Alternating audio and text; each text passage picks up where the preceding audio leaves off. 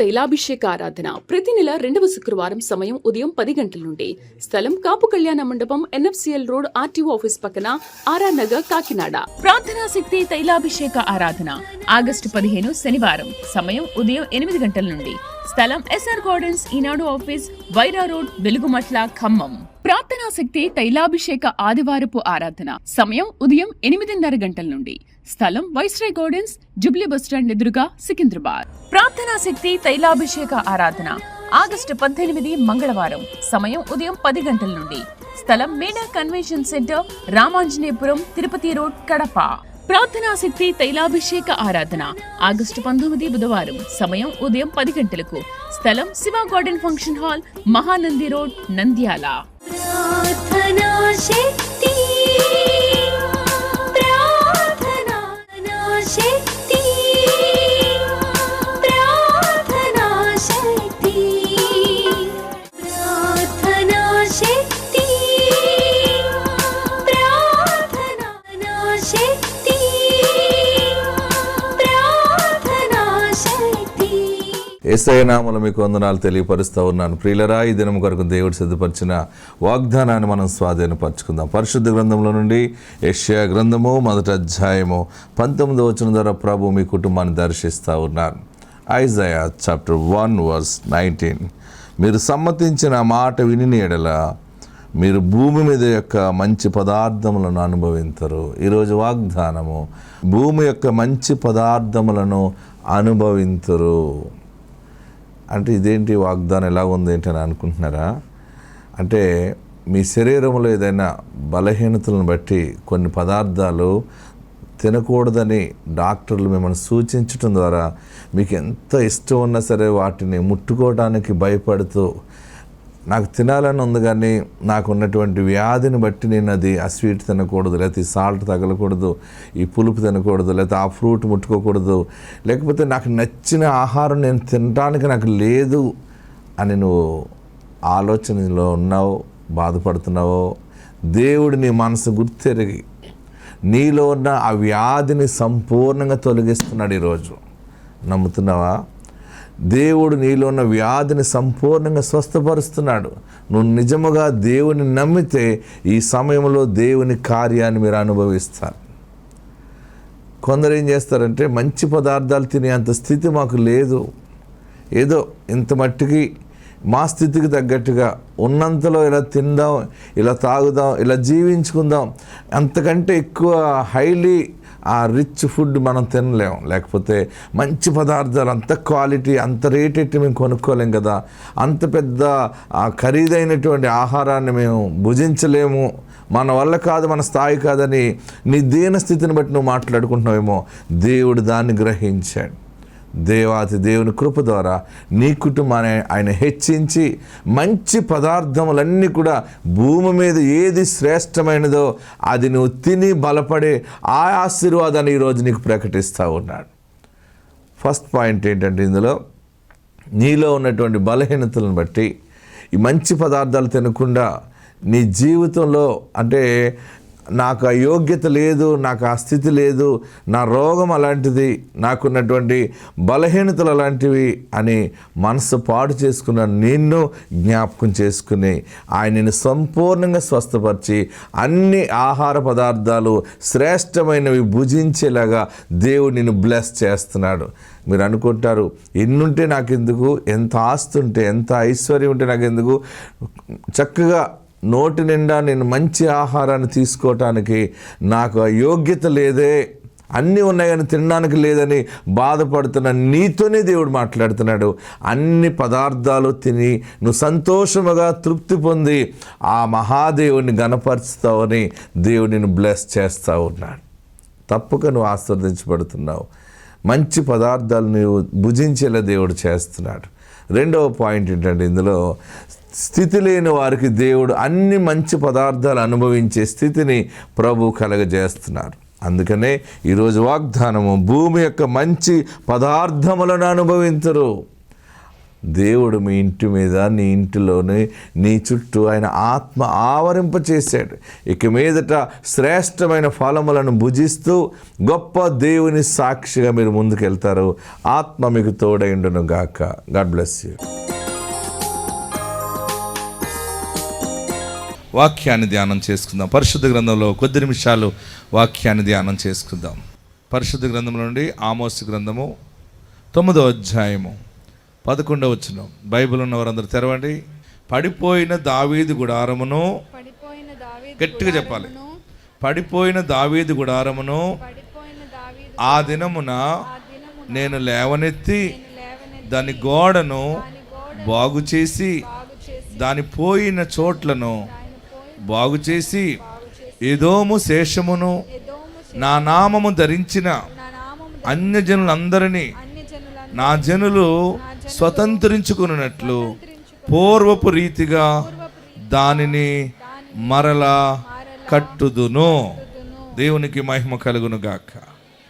ప్రియులరా, ఆమోసు గ్రంథం గురించి కొన్ని విషయాలు ధ్యానం చేద్దాం. ప్రియులరా, పరిశుద్ధ గ్రంథంలో ఆమోసు అనే వ్యక్తి ప్రవక్తలలో ఈయన చిన్న ప్రవక్త. పెద్ద ప్రవక్తలు ఉంటారు బైబిల్లో, చిన్న ప్రవక్తలు ఉంటారు. ఎక్కువగా సేవలో వాడబడి దేవుని సమాధానమును పొందుకుని ప్రజలకు బోధించిన మెసెంజర్స్ ఉన్నారు. వారిని మేజర్ ప్రాఫిట్స్ అంటారు. చిన్నగా తక్కువ వర్తమానాలు అందించిన వారిని మైనర్ ప్రాఫిట్స్ అంటారు. చూడండి, వీళ్ళని చిన్న ప్రవక్తలు అంటారు. చిన్న ప్రవక్తలో ఒక ప్రవక్త ఆమోస్.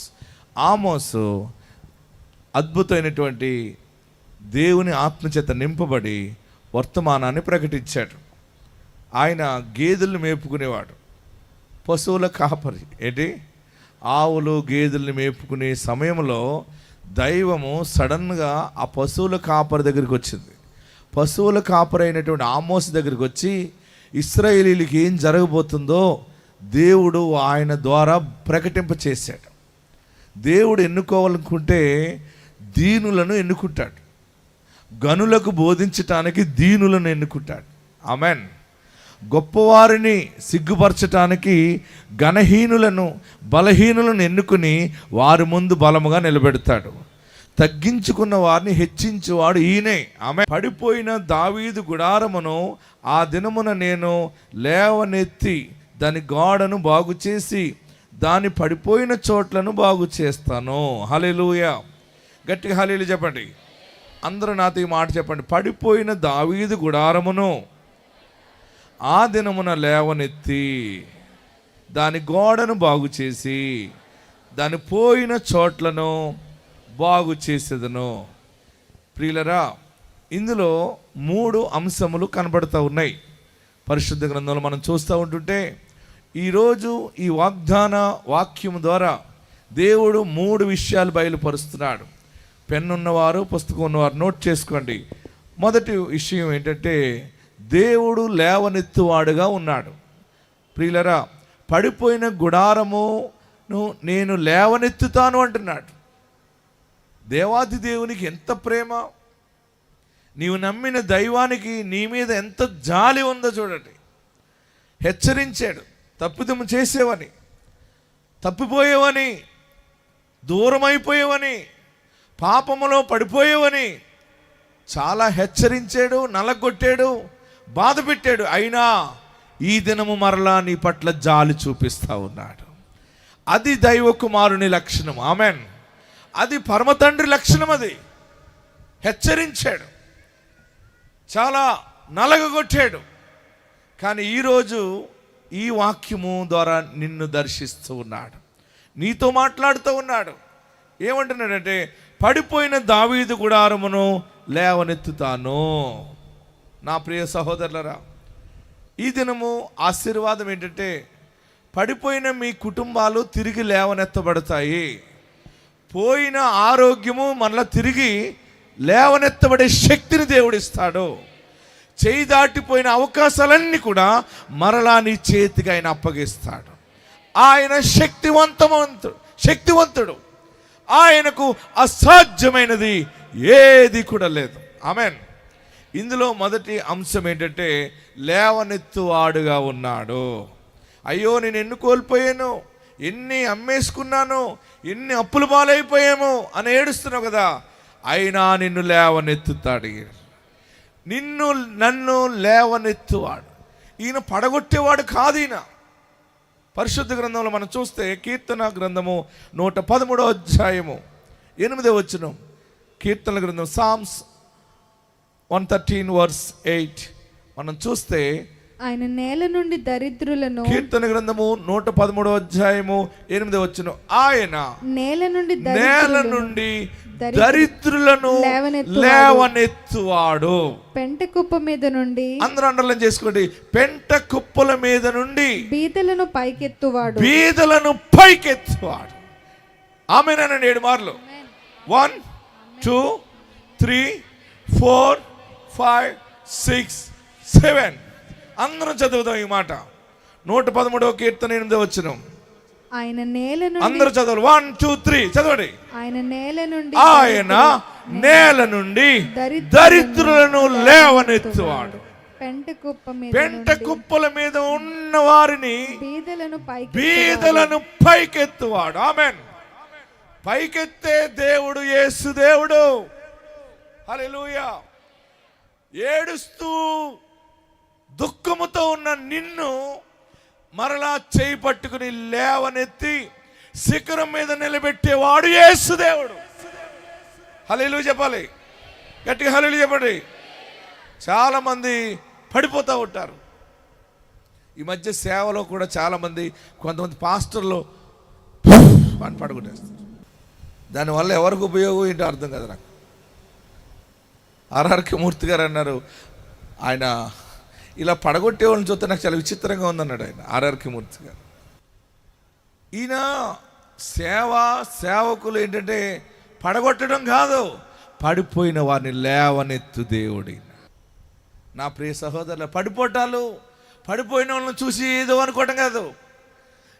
వ్యక్తిగతంగా ఆత్మీయంగా నువ్వు పడిపోయావు కదా, నిన్ను చేయి పట్టుకుని ఆయన దేవుడు లేవనెత్తుతున్నాడు. పెంట కుప్పల మీద ఉన్న వారిని పైకి లేవనెత్తువాడు. హల్లెలూయా చెప్పాలి, ఇంకా గట్టి హల్లెలూయా చెప్పాలి, ఇంకా గట్టి హల్లెలూయా చెప్పండి. మనం పడిపోవటం కాదు, ఏ స్థితిలో నువ్వు పడిపోయావో ఆ స్థితిలో లేవనెత్తుతాడు.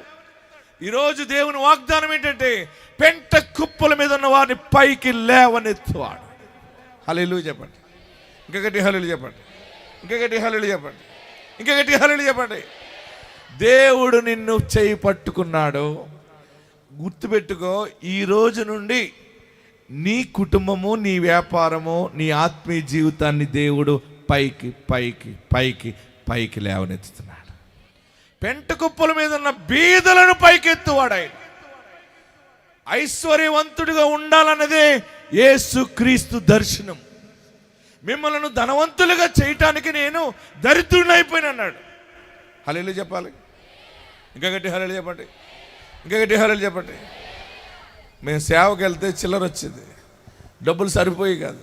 నేను కాన్వెంట్కి వెళ్ళినప్పుడు మా నాన్నగారు చందా డబ్బులను పోగొట్టి ఆ చిల్లరంతా పొట్లం కట్టి, నా కాన్వెంట్ ఫీజు అప్పుడు 10 రూపాయలు నెలకి. ఎంత? 10 రూపాయలు. మీ నాన్నగారిని ఫీజు ఇవ్వమని చెప్పమనేవాడు. నాన్న ఫీజు అంటున్నాడా బాబా, అలాగనే ఒక ఆదివారం 2 ఆదివారాలకు ఆ చిల్లరంతా పోగొట్టి పొట్లం కట్టి నా స్కూల్ బ్యాగ్లో పక్కన పెట్టి ఇది ఇచ్చేసే అనేవాడు. అలాగే ఇచ్చాను. కొంచెం ఎదిగే కన్నాను, ఈ చిల్లరతోటి ఎంతకాలం నడాలి నాన్న అన్నాను. ఏంటి చిల్లర ఏంటి, ఇదేంటి, మనం నమ్మిన దేవుడు ఏంటి, ఆయన ఏమో ఐశ్వర్యం ఇస్తాడని బైబిల్లో ఉందని చెప్తున్నావు, నువ్వు ధనవంతులుగా చేయటానికంటే చిల్లరిచ్చేవాడా అన్నాను. లేదు బాబా, తగిన సమయం వచ్చినప్పుడు ఆయన హెచ్చిస్తాడన్నాడు. అలాగే అలాగే అలాగే ఆయన తగిన సమయం వచ్చినప్పుడు నా తండ్రి కుటుంబాన్ని హెచ్చించాడు. ఇంకొకటి చెప్పనా మీకు, భక్తి యథార్థంగా చేస్తే నీ అంత ధనవంతుడు ఇంకొకడు ఉండడు. పేదరికం ఎప్పుడు కూడా మన మనస్సాక్షి సరిలేనప్పుడు ఎంత డబ్బు వచ్చినా పోతాయి, చిల్లికుండలో పడినట్టు. నీ బుద్ధి మారిందనుకో, నీ హృదయం మారిందనుకో, నీవు మంచి మనస్సాక్షిగా మార్పు చెందుతూ దైవం మీద ఆధారపడి ఆధ్యాత్మికమైనటువంటి విషయాల మీద నువ్వు ధ్యానం చేస్తున్నప్పుడు, ఆ దైవ శక్తి నిన్ను ఆవరించినప్పుడు నీ పని ఆశీర్వాదంగా మారుతుంది. బైబిల్ ఏముందంటే నీ చేతుల కష్టార్జితము నీ చేతుల కష్టార్జితమును అనుభవించదు. నీ లోగిటి నీ భార్య ఫలించు ద్రాక్షవల్లి వలె ఉండును. ఒక్కో భార్య ఫలించు ద్రాక్షవల్లిలాగా ఉంటుంది, ఒక్కో భార్య తాటెంకలాగా ఉంటుంది. ఇంటికి వెళ్ళేటప్పుడు చూడండి, పిచ్చుకలు తినేసిన తాటెంక ఉంటుంది చూసారా? ఇప్పుడు దాకా ఉన్నావు ఏమంటది? ఆడేదో బండి ప్యాచి వేయించుకున్నావు, లేదా ఎవరన్నా ఫ్రెండ్స్ తగిలితే మాట్లాడే చోటుకి పలకరింపు కూడా ఒక్కొక్క భార్యది అస్సలు బాగోదు. వాక్య భాగంలోకి వెళ్దాం. ఆయన లేవనెత్తువాడు. పరిశుద్ధ గ్రంథంలో పడిపోయిన దావీదు గుడారమును నేను మరలా దానిని తిరిగి లేవనెత్తుతానన్నాడు. ఆమేన్. ఈరోజు పడిపోయిన నీ వ్యాపారము, పడిపోయిన నీ మంచి ఆలోచన, ఆరోగ్యము, ఉద్యోగము, వ్యవసాయము, ఎవ్రీథింగ్, అన్ని విషయాల్లో పడిపోయి అప్పులు పాలైపోయేవేమో, ఈ దినము దేవుడు బలమైన వాగ్దానము తన సేవకుడు ద్వారా ప్రకటిస్తున్నాడు. మీ అందరితో మాట్లాడుతున్న మాట ఏంటంటే, బీదలను పైకి లేవనెత్తుతాడు, కృంగిపోయిన వారిని లేవనెత్తుతాడు, పెంట కుప్పల మీద ఉన్న వారిని పైకెత్తువాడు ఆయనే. నమ్మిన వారు గట్టిగా రెండు చేతులు పైకెత్తి చప్పట్లు కొట్టి ప్రభువును స్తుతించాడు. పడిపోవటానికి కారణాలు ఎన్నో ఉంటాయి. కొన్ని సమయాలు మనం చూస్తూ పడిపోతాం, కొన్ని సమయాల్లో చూడకుండా పడిపోతాం. అక్కడ జారిపోయే పరిస్థితి ఉందని అవగాహన లేకెళ్ళి జారి పడతాం. తెలుసో తెలియక వ్యాపారంలో లాస్ అయిపోయేమో, తెలుసో తెలియకో తీసుకోకూడదు నిర్ణయం తీసుకుని చివరికి నీకు మెడకు ఊరిగా మారిపోయిందేమో. నా బ్రతుకు అయిపోయింది, ఏమీ లేదు, అయిపోయింది, నేను బిడ్డలకు అన్యాయం చేశాను, నా తల్లిదండ్రులకు అన్యాయం చేశాను, నేను అందరికీ దూరం అయిపోయాను ఏడుస్తున్నావేమో. దేవుడు మరలా నీ గుడారమును లేవనెత్తుతున్నాడు. శోధించబడిన కాలం ముగించబడింది. నిన్ను ఎలా నలగొట్టాలో నలగొట్టాడు. ఏడ్చావు కదా, నేనేం పాపం చేశాను, ఏం తప్పిదము చేశాను, ఇంత కర్మ అనుభవిస్తున్నాను ఏడ్చిన రోజులున్నాయి. వ్యక్తిగతంగా ప్రార్థిస్తూ దండం పెట్టుకుంటూ ఎన్నో మార్లు నా పరిస్థితి ఏంటి ఇలాగొచ్చింది అనుకున్నావు కదా. దేవుడు నీ శిక్షించిన కాలం అయిపోయింది. దేవుడు నిన్ను గద్దించిన కాలము ముగించబడింది. ఈరోజు దేవుడు నీకు ఇస్తున్న గొప్ప శుభవార్త ఏంటంటే, నీ గుడారమును తిరిగి లేవనెత్తుతున్నాడు. మోడైన నీ జీవితాన్ని తిరిగి లేవనెత్తుతున్నాడు. మరలా చిగురింప చేస్తాడు. దానికి జీవాన్ని ఇవ్వగల సమర్థుడు. ఆమేన్ ఆమేన్ అని 7 మార్లు చెప్పండి. 1 2 3 4. నా జ్ఞానము లేదప్పుడు, అప్పుడు అలా చేశాను, ఇప్పుడు ఇలా చేశాను, వయసు అయిపోయిందని అనుకుంటున్నావేమో, నాకు గర్భఫలం లేదనుకుంటున్నావేమో. ఎక్కడ అవమానపడ్డావో నీ ఇల్లు లేవనెత్తబడతా ఉంది. ఆయన నిన్ను లేవనెత్తుతున్నాడు. ఏడుస్తున్నావేమో, నీవు సిగ్గుపడే రోజులు పోయినాయి. ఇంకా ఈరోజు ఆమోసు గ్రంథం ద్వారా మాట్లాడేది రెండో మాట చూస్తే ఎంత అద్భుతమైన మాట అంటే 147వ అధ్యాయం కీర్తన 147వ అధ్యాయం 6వ వచనం. సామ్స్ 147:6. కీర్తన 147వ అధ్యాయము 6వ వచనం చదవండి. యెహోవా దీనులను లేవనెత్తువాడు, యెహోవా దీనులను లేవనెత్తువాడు, భక్తిహీనులను ఆయన నేలను కూల్చును. కూల్చేవాడు, లేవనెత్తువాడు. పరిశుద్ధాత్మ దేవుడు నీకు ఇస్తున్న మాట ఏంటంటే, నీ దీన స్థితిని ఆయన చూశాడు. అందరిని అడుక్కునే పరిస్థితి వచ్చింది బాబు అని ఏడుస్తున్నావు కదా, ఇక నువ్వు అడుక్కునే పరిస్థితి ఉండదు. అనేక మంది అడిగే వారికి నీవు ఇచ్చే దాతవు కాబోతా ఉన్నావు. ఆయన నిన్ను లేవనెత్తుతాడు.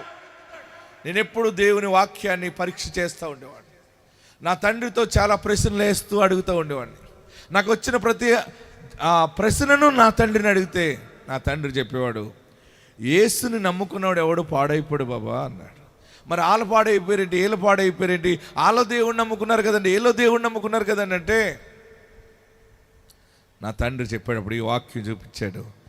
ఆయన దీనులను పైకెత్తుతాడు, భక్తిహీనులను. భక్తిలో ఉన్నట్టు ఉండి భక్తిలో హీనులైపోతారు కొంతమంది. వేషధారిన భక్తులు ఉంటారు కొందరు. బైబిల్ పట్టుకుంటే భక్తులేనా చెప్పండి? బొట్టు పెట్టుకోవటం మానేస్తే క్రైస్తవులా? పువ్వులు పెట్టుకోమంటారు కొంతమంది, పట్టీలు పెట్టుకోమంటారు కొంతమంది, మేము నగలేసుకోమండి అంటారు కొంతమంది. దేనికోసం? దేవుడి కోసం. దేవుడి కోసం నువ్వేం చేయని అవసరం లేదు. నీ మంచి హృదయం ఆయనకి ఇస్తే చాలు. హల్లెలూయా. గట్టిగా హల్లెలూయా చెప్పండి. ఇంకా గట్టిగా హల్లెలూయా చెప్పండి. కొంతమంది జడలు వెళ్ళుకోకుండా ముడేసుకునేవాళ్ళు కొంతమంది. కొందరు తెల్ల చీరలే కట్టుకుంటామంటే మేము ఎక్కడ భోజనాలు చేయమండి, ఎవరు సారి పంపినా మేము పుచ్చుకో, మేము భక్తి పనులు. బోడి నీ భక్తి అది కాదది. అది భక్తిలో హీనులైపోతారు మీరు. దేవుని ప్రేమతో అందరితో కలవాలి మనం. క్రైస్తవ్యం అంటే ప్రతి మనిషితో దైవికమైన సహవాసము కలిగి ఉండాలి, దైవికమైనటువంటి సంబంధాలు కలిగి ఉండాలి. ఎవరు పిలిచినా మనము అందరితో కలవాలి, అందరితోని మాట్లాడాలి. అయితే వీలైతే నీ సువాసన వారికి అంటించాలి. అంటే అర్థం ఏంటి? నీ మాట నీ ప్రవర్తన అంతటిలో వారికి అర్థం అవ్వాలి నువ్వు దేవుని బిడ్డవని. హల్లెలూయా చెప్పండి. గట్టిగా హల్లెలూయా చెప్పండి. గట్టిగా హల్లెలూయా చెప్పండి. నీ బొట్టు కంటే నీ బూతులు మాట్లాడటం మానాలి. ఏదేమైనా దేవుడు నిన్ను లేవనెత్తుతున్నాడు. నీ మాట తీరు మార్చుకుంటే, నీ స్వభావం మారితే దీవెనలన్నీ నిలబడిపోతాయి. మొట్టమొదటి మాట ఏమన్నాడు ఆయన? కీర్తన 113:8 ఆయన నేల నుండి నేల నుండి దరిద్రులు లేవనెత్తువాడు. హల్లెలూయా చెప్పండి. ఏ దరిద్రంతో ఉన్నామో ఆయనకు తెలుసు. పదే నువ్వు చెప్పనవసరం లేదు. ప్రభువా గాజులు తాకట్టెట్టించాను బాబు, వదిలిపించాలి. నువ్వు గాజు తాకట్టెట్టావని తెలుసు, నీకు ఉమ్మడిలో అన్యాయం జరిగిందని తెలుసు, నీ అన్నదమ్ముల మధ్య ఏం జరిగిందో తెలుసు, నీ పిల్లల మధ్య ఏం జరిగిందో తెలుసు. ప్రభువా ఇది ప్రభువా అది ప్రభువా అని అలా సుత్తి కొట్టగట్టి, నేనేమై ఉన్నాను అది నీ దయ వలన ఉన్నాను బాబు, నీ తీర్పు కొరకు ఎదురు చూస్తున్నానని ప్రార్థన చేసావు కదా. ఆయన తీర్పు ఈ రోజుతో ముగించబడింది. ఈరోజు నీకు ఇచ్చే ఆశీర్వాదం ఏంటంటే పడిపోయిన నీ గుడారమును తిరిగి లేవనెత్తుతాడు. అందరూ లేచి నిలబడండి. ఎక్కడున్నవారు అక్కడ లేచి నిలబడండి. దేవుడు ఈ దినాన్ని నీతో మాట్లాడి ఉన్నాడు. పడిపోయిన దావీదు గుడారమును తిరిగి లేవనెత్తుతానన్నాడు. దాని పోయిన చోట్లను ఆయన బాగు చేయుచున్నాడు. దేవుడు నాతో మాట్లాడాడు, పరిశుద్ధాత్మ దేవుడు నన్ను దర్శించాడు అని నువ్వు అనుకుంటే 2 చేతులు ఆకాశం వైపు పైకెత్తి, తలలు పైకెత్తి 7 మార్లు యేసయ్యా అని పిలవండి. లేవనెత్తువాని చేతిలో నీ చేయి పెట్టు. ఆయన లేవనెత్తువాడు.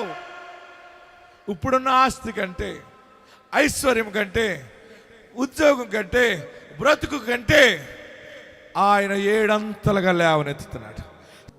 పడిపోయిన గుడారము లేవనెత్తుతానన్నావు. ఆనాడు ఆ దావీదు గుడారాన్ని లేవనెత్తావు. అందరూ అడగండి, ఏం కావాలో అడగండి. అప్పులు అయిపోయినాయా? అప్పులు పాలైపోయావా? ఎవరికి చెప్పుకోలేకపోతున్నావా? అందరి ముందు అన్ని ఉన్నట్టు యాక్షన్ చేస్తున్నావా? ఇలాగ ఎంతకాలం యాక్షన్ చేయాలి బాబు అని ఏడుస్తున్నావా? నా ప్రార్థనకి జవాబు లేదా? ఎంతకాలం నేను వేషధారిగా బ్రతకాలి? నన్నుగా ఆశీర్వదించని ప్రార్థన చేయి. దేవుడు జ్ఞాపకం చేసుకున్నాడు. ఆయన దయ నీ మీద ఉన్నది, ఆయన కృప నీ మీద ఉన్నది. మరలా నిలబడే సమయం ఇది, మరలా చిగిరించే సమయం ఇది. లేవనెత్తువాడు నీతో మాట్లాడుతూ ఉన్నాడు. దీనులను పైకెత్తువాడు, పెంట కుప్పల మీద ఉన్న వారిని పైకి లేవనెత్తుతానన్నాడు. బీదరికం నుండి లేవనెత్తుతాడు, అనారోగ్యం నుండి లేవనెత్తుతాడు, మానసిక స్థితి నుండి దేవుడిని లేవనెత్తుతాడు. ప్రార్థన చేయండి. అందరూ ఏం కావాలని వచ్చారు యేసు నామములో అడగండి. ప్రార్థన చేయండి. నీ మనసులో ఉన్నది ఎవరికి చెప్పుకోలేకపోతున్నావు కదా. ఆయన నీ చెంత ఉన్నాడు. నీ ఇంటిని దైవం ఆవరించి ఉన్నది. బ్రతుకంతా అతుకతుకుల కింద అయిపోయిందా? ఏదో ఒకసారి డబ్బులు వస్తున్నాయి, తర్వాత ఇంక రావట్లేదు. ఒక్కసారి వ్యాపారం బాగుంటుంది, మరలా చాలా కాలం నష్టంలో ఉంటున్నానని ఏడుస్తున్నావా?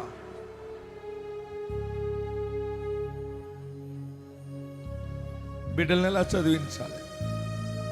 ఈ బిడ్డల భవిష్యత్తు ఏంటి? నేను ఒంటరి అయిపోయిన ఏడుస్తున్నావా? నిన్ను నాశనము కానివ్వడాయి. నీవు నాశనము కావు. నీవు తప్ప ఎవరు లేవనెత్తలేరు బాబు.